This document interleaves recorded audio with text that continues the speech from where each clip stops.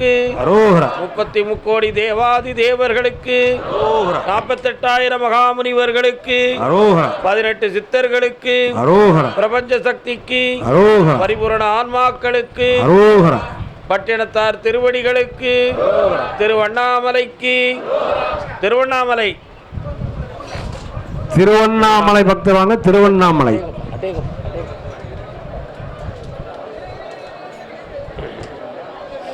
சங்கிலி அத்ராம வாங்க.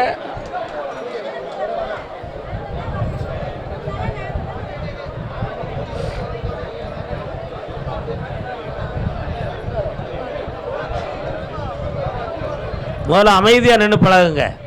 அப்போ தானே நான் பேசுகிறது உங்களுக்கு கேட்கும். சாமி பேசுகிறது எனக்கு கேட்கணும்ல. குழந்தை பாக்கியம் வேண்டி வந்தவர்கள், உங்களுக்கு குழந்தை வேணுமா? அப்படியா? மனைவிங்க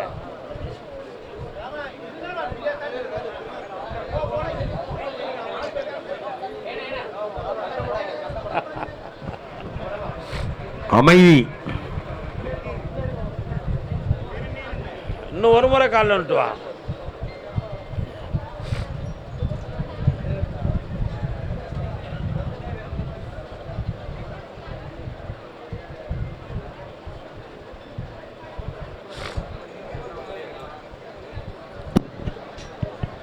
உன்னுடைய கட்டுமனைக்கு நான் போய் பார்த்தேன். அமைதியா இருங்க.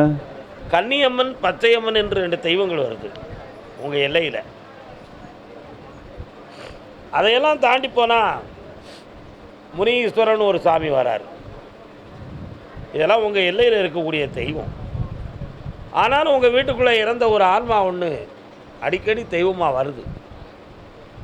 அதனால் பிறக்கிற பிள்ளை பொம்பளை பிள்ளையாக தான் பிறக்கும். அவளுக்கு பச்சையம்மன்னு பேர் வைன்னு உத்தரவு. கால் ஒன்று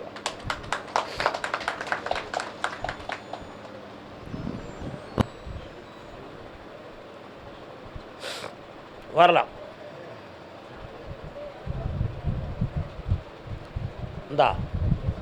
இந்த பௌர்ணமியில் வந்து மீண்டும் ஒரு முறை வந்து தரிசனம் பண்ணிவிட்டு வெற்றியான வாகையை சூடுங்க. சந்தோஷமாக இருக்கலாம். அதே மாதிரி குழந்தை கட்டு வந்தவங்க மொத்தம் 3 பேர் பிள்ளை கட்டு வந்திருக்கான். யாரெல்லாம்ப்பா?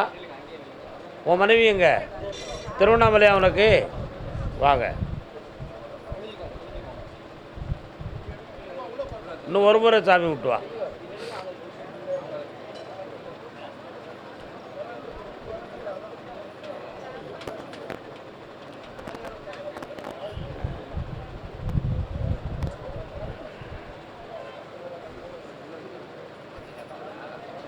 என்னடா நீ வந்தவொடனே முனீஸ்வர சாமி வராரு, பக்கத்தில் இருக்காரா? அதில் நீங்கள் கும்பிடுவீங்களா அடிக்கடி? கன்னிமாரம்மன். ஆனால் உங்கள் எல்லையில் காப்பு முனீஸ்வரன். கால் வந்துட்டு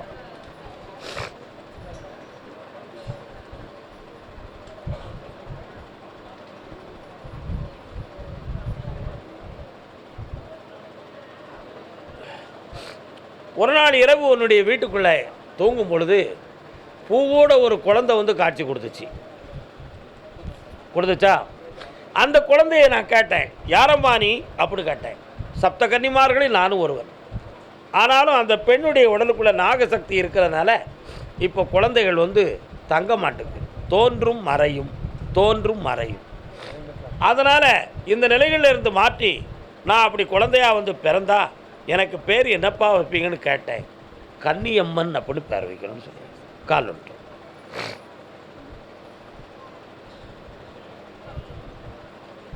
கர்மசாமிக்கு வெண்ணி கொடுங்க. கர்மசாமிக்கு வெண்ணி கொடுங்க. இந்தாப்பா, பௌர்ணமி அன்னைக்கு நிலமாலை போட்டு முக்கணிகளோடும் சரக்கோடு வந்து இன்னொரு வாரத்தை வாங்கிக்கா. கன்னியம்மா பிறக்கான். அவன் தொல்லையை நீக்கி தரேன். பௌர்ணமி குத்தூரில் அடிப்போம். ஆமாம்மா.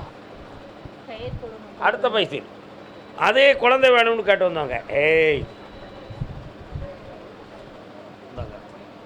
கால் ஒன்று பேச முடியாதுப்பா, அவ்வளோதான். உத்தர முடியாது, அதுக்கு விட்டுரு.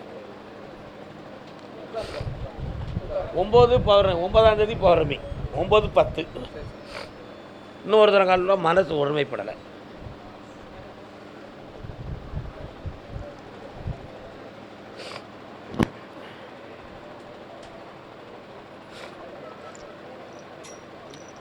உங்கள் வீட்டு எல்லைக்கு போனேன். சிவபெருமானுடைய லிங்கமும் சிவலிங்கமும் அந்த கோபுரமும் உங்கள் வீட்டு எல்லையில் தரிசனமாக இருக்குது. அதனால் சிவபெருமானே இந்த பிள்ளைகளுக்கு என்ன வரம் கொடுப்பீன்னு கேட்கும்போது, எல்லாருக்கும் கொடுத்த மாதிரி எங்களுக்கும் பொம்பளை பிள்ளையை கொடுத்துறாத ஐயா அப்படின்னு உன் உள்மனசு பேசிடுது. காலில் விட்டுவா. அதனால் உனக்கு ஆம்பளை பிள்ளையை கொடுக்கணும்னு சொல்லி உத்தரவாயிருக்கு.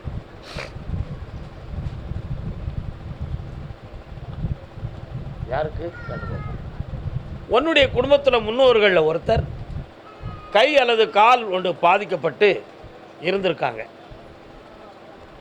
உன் முன்னோர்களில் அவங்களுடைய ஆத்மாவுடைய பிறப்பு மறுபிறப்பாக குழந்தையாக வந்து பிறக்க போகுது. அதனால் அவருக்கு பேர் சிவநேசன் அப்படி பேர் வச்சுக்கணும். என்ன பேர் வைக்கணும்? சிவநேசன். ஆம்பளை பிள்ளை பிறக்கு தான் ஜெயிச்சுக்கா, வெற்றி உண்டு. பாக்கி குடும்ப கவலையை பற்றி பௌர்ணமியை வந்து கேட்டுக்கான். உருகாத உள்ளம் உருகும். போ. கர்மசாமிக்கு தொழில் சம்பந்தமாக மன வருத்தப்பட்டு வேதனை அடைந்து வந்த மகன். எல்லாம் எல்லாத்தையும் அடித்து கீழே தள்ளிடாதே. யாரெல்லாம் வந்தியே? வரச்சு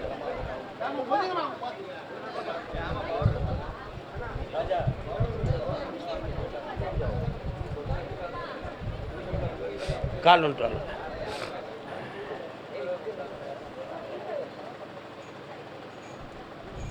திருப்பூரில்